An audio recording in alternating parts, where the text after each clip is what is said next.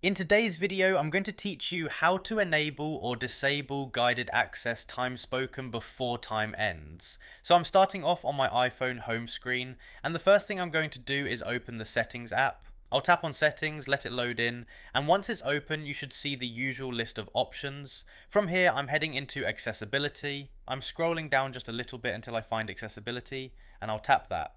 This section is where you adjust different system features, and that's where guided access is managed. Now that I'm inside accessibility, I'm going to scroll down the screen to find guided access. I'm just swiping upwards so the list keeps moving along, passing the different sections as I go. Once I spot guided access, I'll tap on it to open up its settings. Alright, now I'm on the guided access page. At this point, I want to make sure guided access itself is turned on.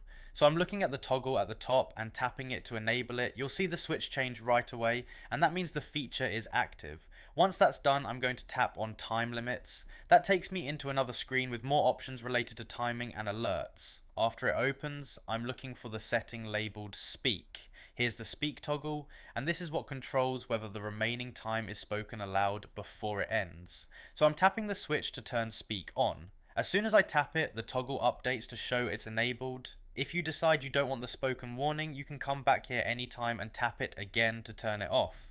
And that's really all there is to it. There's nothing extra to confirm or save because the change takes effect right away. Once you've made your choice, you can back out of settings whenever you're ready, and you're all set with enabling or disabling guided access time spoken before the time ends.